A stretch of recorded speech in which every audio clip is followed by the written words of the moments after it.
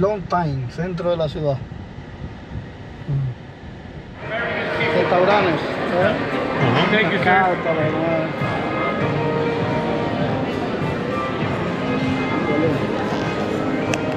Das ist der Zentralmarkt hier, gerade in Santiago de Chile. Das ist halt schon ziemlich touristisch, aber schon schön.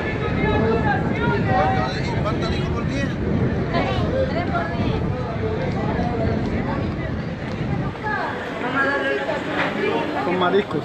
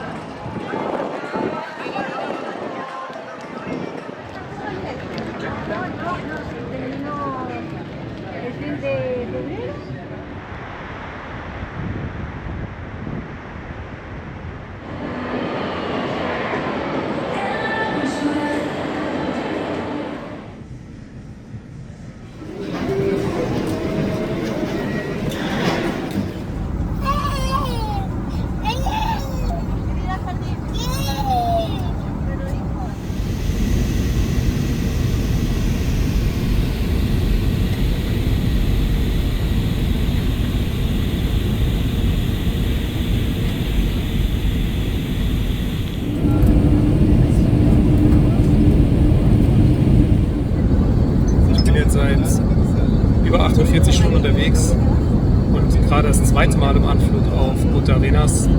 Das Wetter ist nach wie vor so, dass es wahrscheinlich ist, dass wir nicht landen können und dann wieder nach Santiago zurückfliegen.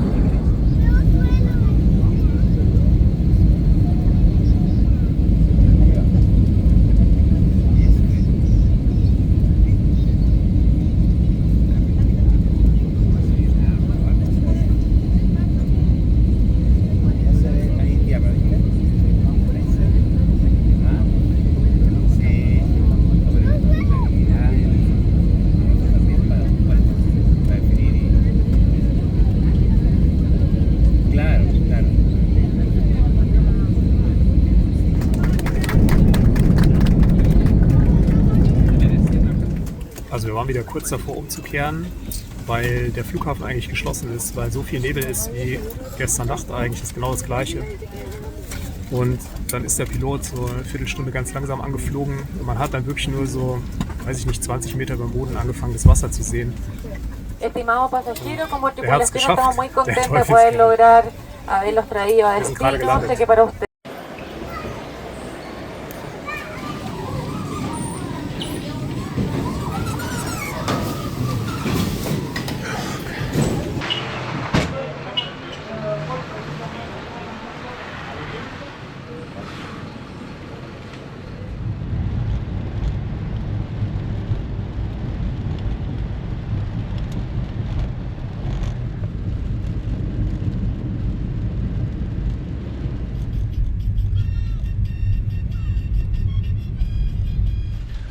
So, kurzes Update. Ich habe es jetzt endlich nach langer Anreise nach Punta Arenas geschafft. Ich bin insgesamt knapp 3 Tage unterwegs gewesen, davon über 48 Stunden nur in Flügen und Flughäfen. Ich bin ganz schön müde, muss ich sagen. Ich habe die letzten 2 Nächte fast gar nicht geschlafen.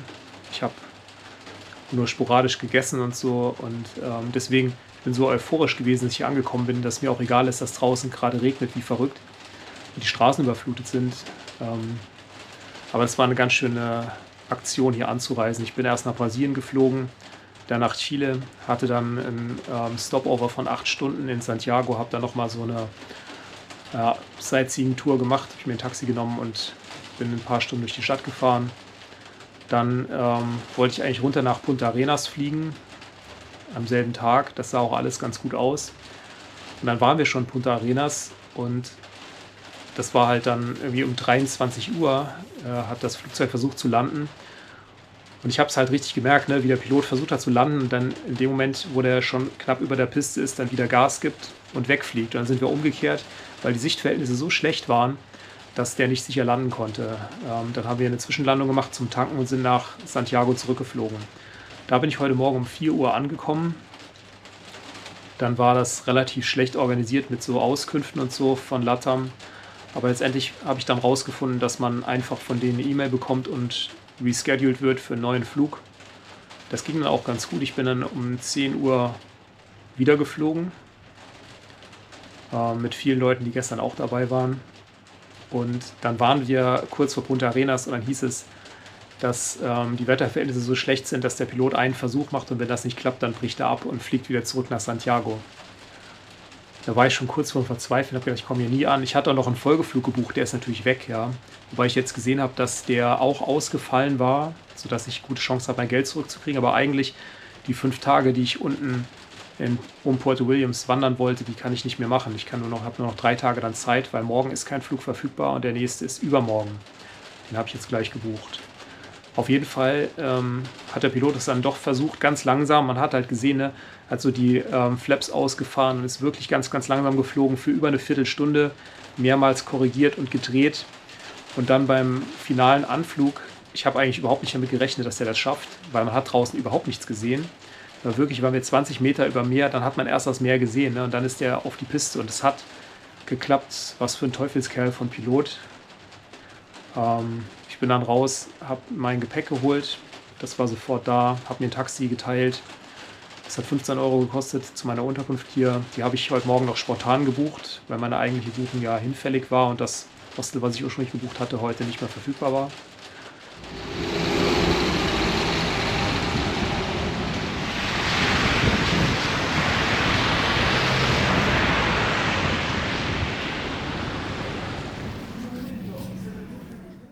Eigentlich wäre ich morgen nach Port Williams geflogen, hatte da gestern einen Ersatzflug gebucht, für den der bei mir schon ausgefallen war oder den ich nicht wahrnehmen konnte wegen des zuvor ausgefallenen Flugs. Habe ich heute Morgen also nicht die Bestätigung, sondern die Bestätigung bekommen, dass der Flug nicht gebucht werden konnte. Und ich hatte dann schon mir einen Mietwagen gebucht, um hier die Küste entlang zu fahren. Nachdem ich dann diese Nachricht bekommen habe, habe ich nochmal nach Flügen recherchiert und siehe da, für heute gibt es freie Flüge. Also habe ich jetzt spontan einen Flug gebucht nach Port Williams. Der geht um 11, das ist in 4 Stunden. Ich habe jetzt den Mietwagen wieder abbestellt, dafür 45 Euro Strafe quasi bezahlt und habe mein Zeug gepackt.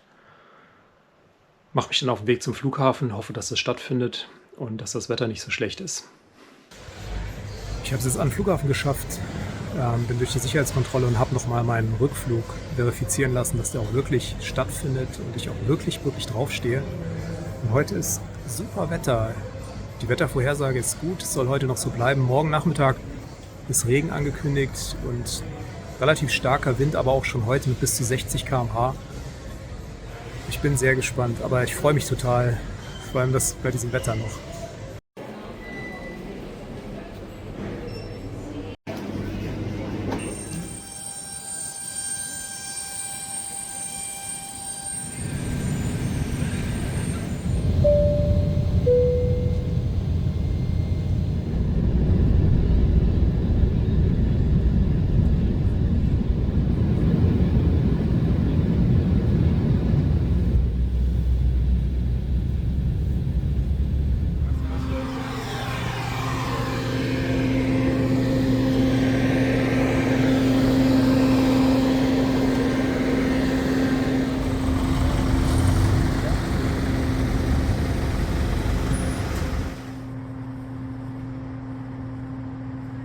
sind jetzt gerade gelandet bei bestem Wetter. Es ist 15 Grad mit der Sonne scheint, der Himmel ist blau. Es gibt hier einen öffentlichen Nahverkehr, einen Bus, der bis ins Stadtzentrum fährt. Den habe ich jetzt gebordet und muss jetzt was zu essen einkaufen. Ich freue mich echt total.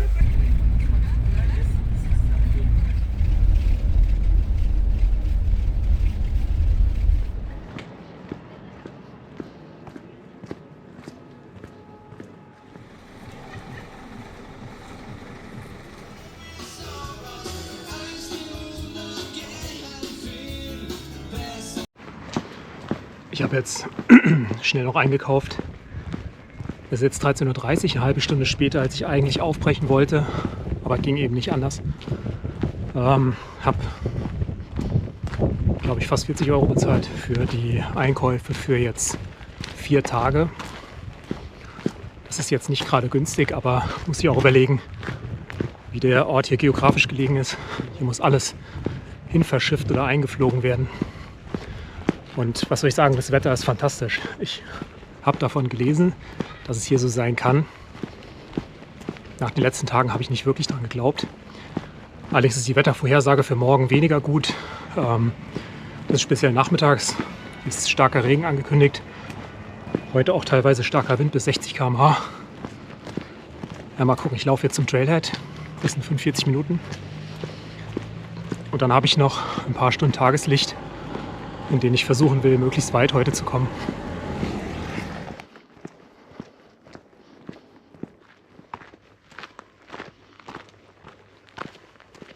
Ja, und dafür bin ich hierher gekommen. Ich hoffe, man sieht es auf dem Video. Da will ich noch heute hinlaufen. Ich bin wirklich sehr gespannt. Das Wetter hält weiterhin. Ich bin jetzt eine halbe Stunde unterwegs, bin gleich am Trailhead.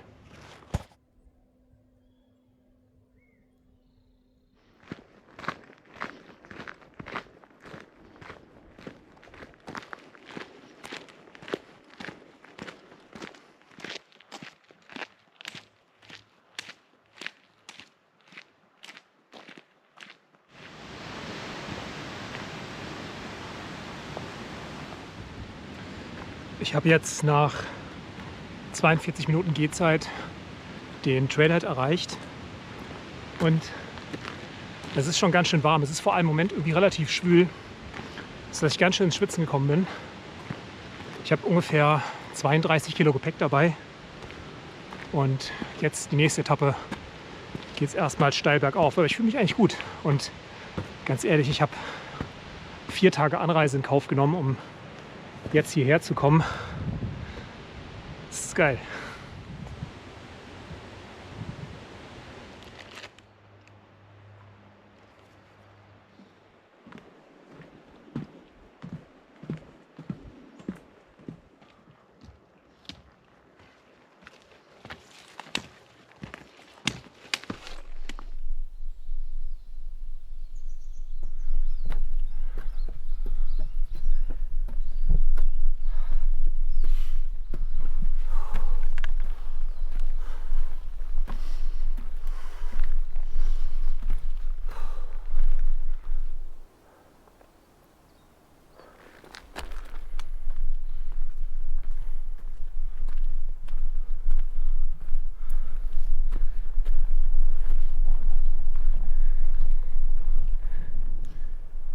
Hinter mir ist Puerto Williams, da hinten ist Feuerland und hier ist der Beagle-Kanal bei einfach traumhaftem Wetter. Ich bin demnächst aus dem Wald raus, dann quere ich den ersten Berg, bin seit 2 Stunden unterwegs. Es ist traumhaft, es ist nur ganz schön warm.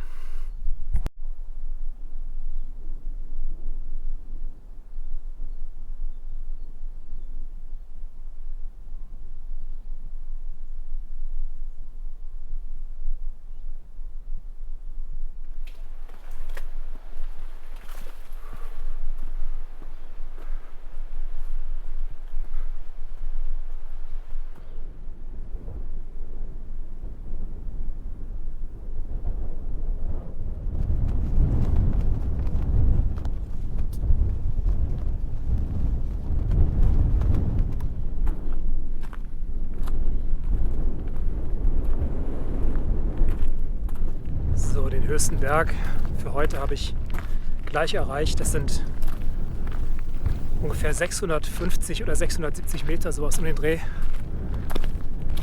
Danach geht es erstmal wieder auf gleicher Höhe und dann bergab. Das Wetter hat bis jetzt gehalten. Hier oben ist es ziemlich windig, was momentan wirklich angenehm ist, weil die Sonne immer noch scheint.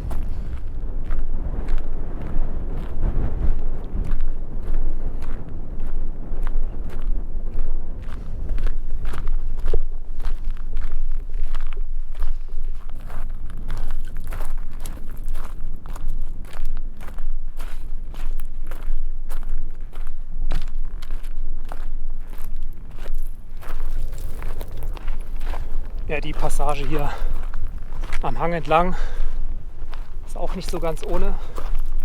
Ganz viel loses Geröll, ganz viel loser kleiner Schutt.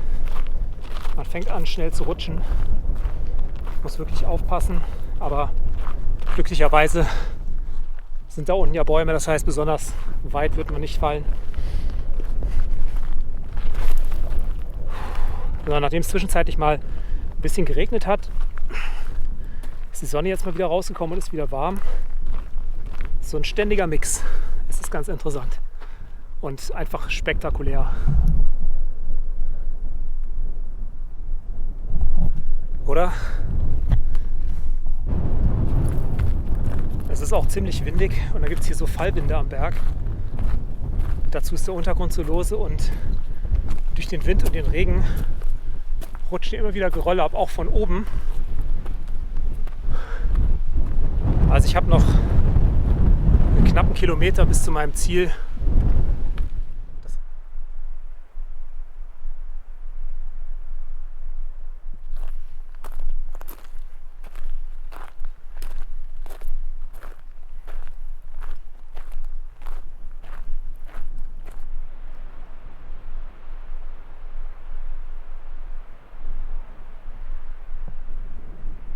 Ich habe hier noch einen Platz gefunden, der okay ist, nicht gut, aber okay.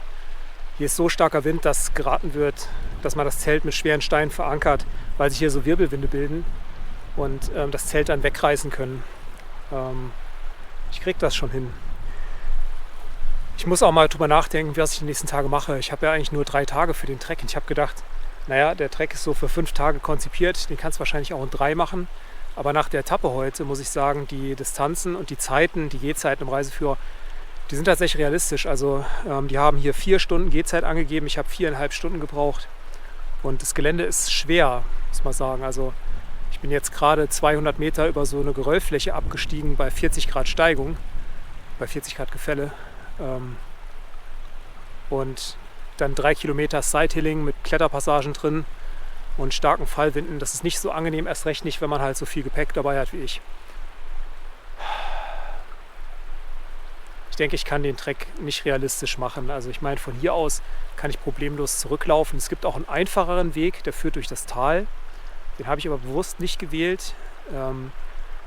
Aber meine Zeit ist einfach zu knapp. Ich schaffe das nicht in 3 Tagen, das durchzulaufen. Das würde bedeuten, dass ich morgen und übermorgen eigentlich jeweils mindestens 8 Stunden pro Tag laufen muss, ohne Pause. Und dazu habe ich auch ehrlicherweise gar keine Lust, weil das ist schon wieder so, dass ich mir immer überlege, holst du die Kamera raus, machst du ein Foto. Und ich will eigentlich viele Fotos und Videos machen und die Natur hier erkunden. Ich muss mir mal überlegen, was ich mache. Vielleicht laufe ich zum Lago Windhund runter oder ich bleibe morgen hier in der Gegend und laufe dann irgendwie langsam zurück. Mal schauen. Jetzt erstmal Zelt aufbauen. Das Wetter ist wieder gut. Super.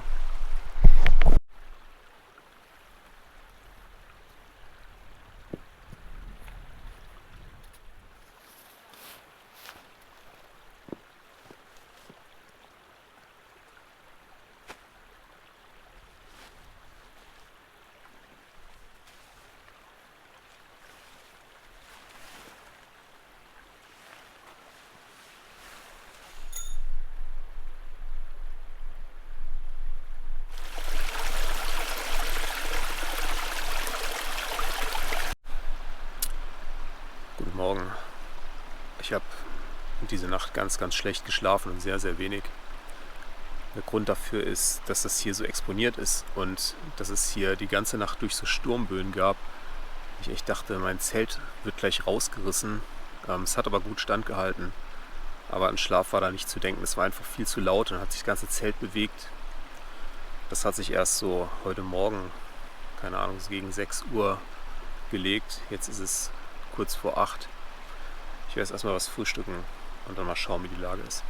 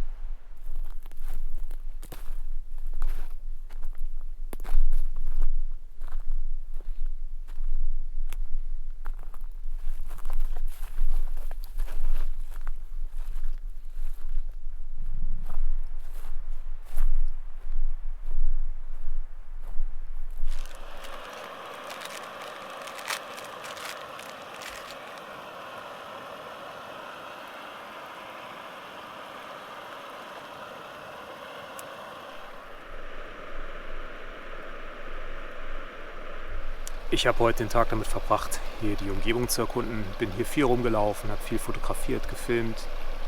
Ich hatte fantastisches Wetter, es war wirklich super. Jetzt momentan regnet es gerade ein bisschen. Ich mache mir was zu essen. Es ist jetzt schon nach 18 Uhr. Und dann hoffe ich drauf, heute Nacht mal ein bisschen besser zu schlafen. Morgen früh mache ich mich direkt auf den Weg und dann geht's zurück. Ich habe leider nicht mehr Zeit. Das ist wirklich bedauerlich. Hätte ich 5 Tage durch den ganzen Circuit gehen. Vielleicht ergibt sich nochmal die Gelegenheit, aber es ist leider zu wenig Zeit. Ja, guten Morgen. Es ist jetzt ungefähr 7:30 Uhr, ich bin gerade aufgestanden. Ich habe nicht so gut geschlafen, weil es heute Nacht stark geregnet hat und starken Wind gab. Ist auch noch alles ziemlich nass. Ich hoffe, dass das Zelt noch trocknet, bevor ich es einpacke. Jetzt aktuell ist es noch relativ kalt und die Sonne geht gerade auf. Und dann sieht es erstmal so aus, als würde es so werden wie gestern. Ich hoffe drauf. Das wäre ganz schön. Ich muss leider heute wieder zurücklaufen und habe dafür den ganzen Tag Zeit.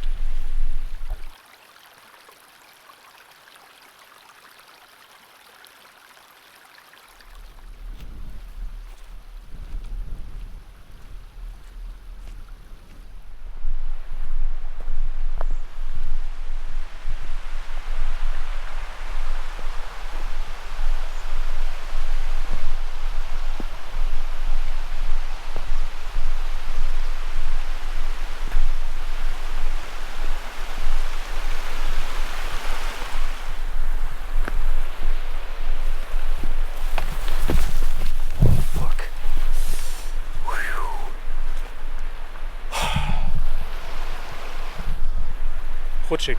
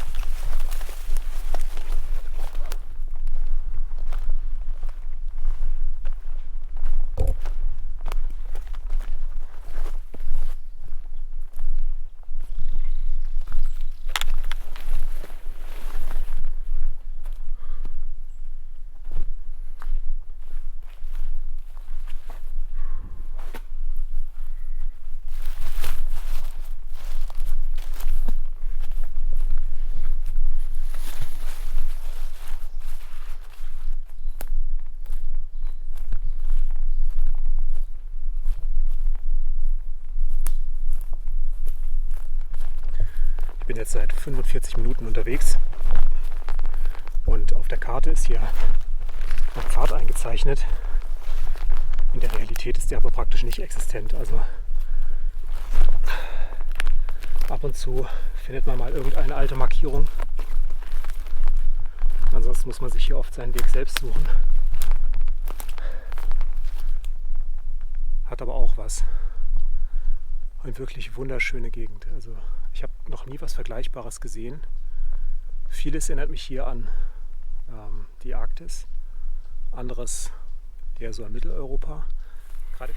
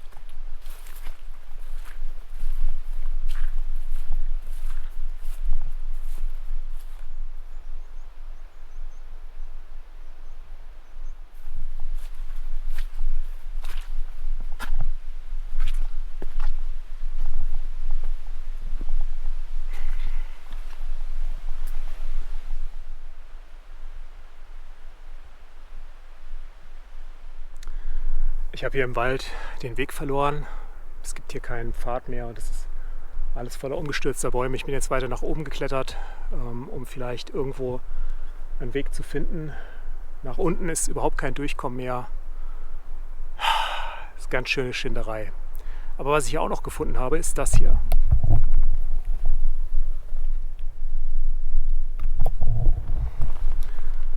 Hier ist wohl ein Biber hochgelaufen und dann, ich weiß nicht, erschlagen worden. Auf jeden Fall habe ich seinen Schädel hier gefunden.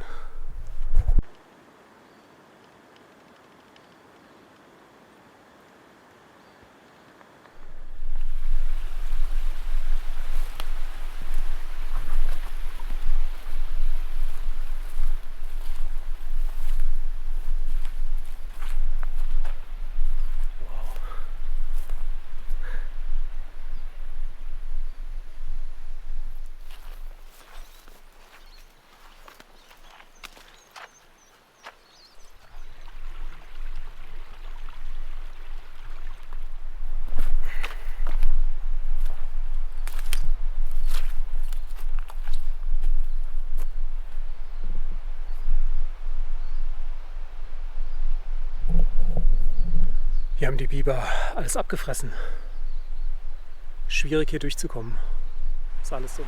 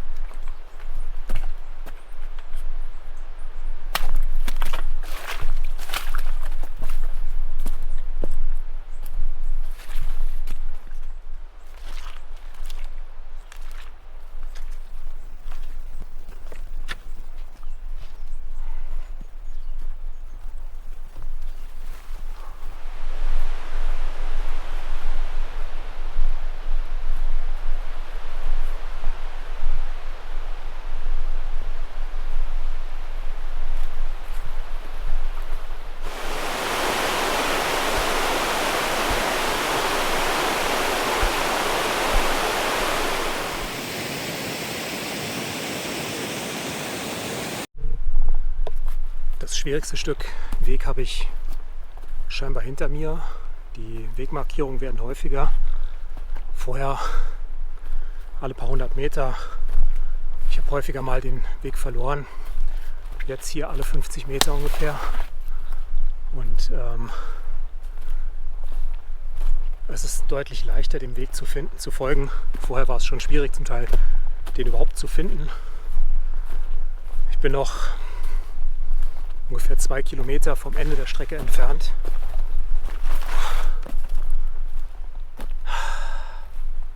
Das ist auf jeden Fall schwieriger als der Weg über den Berg.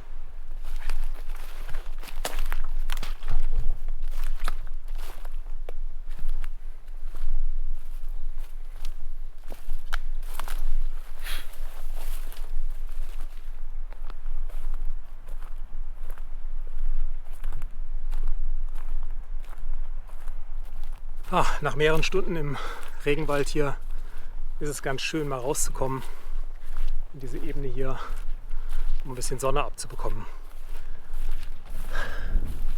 Ich habe wirklich Glück mit dem Wetter, super.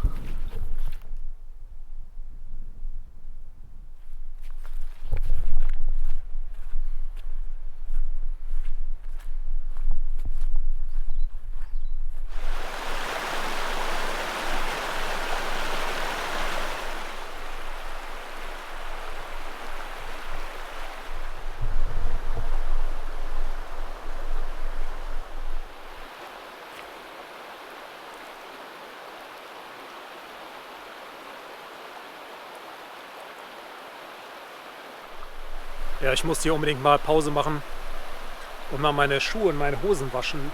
Es ist so dermaßen voller Schlamm von diesem ganzen Dreck.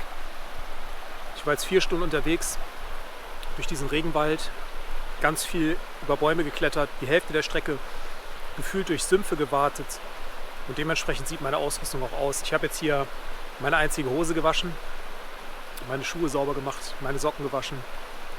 Warte jetzt eine halbe Stunde und dann geht's weiter.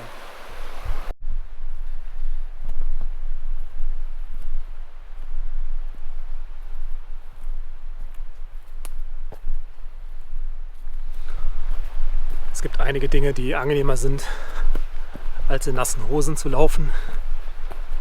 Aber sind wenigstens einigermaßen sauber jetzt wieder. Ich suche mir jetzt einen Platz zum Schlafen. Ich bin nicht mehr weit vom Trailhead entfernt und kann dann morgen früh die, es sind knapp 60 Minuten zum Flughafen laufen. Mein Flug geht um 11. Sollte ich rechtzeitig hier um 7 ungefähr loslaufen. Ich hoffe, dass das Wetter hält und dass es jetzt nicht noch regnet. Mein Zelt ist immer noch nass. Das muss ich heute feucht einpacken. Das würde ich gerne noch trocknen. Aber im Zweifelsfall habe ich ja morgen erstmal für 2 Nächte ein Hotel. Da geht das ja auch noch.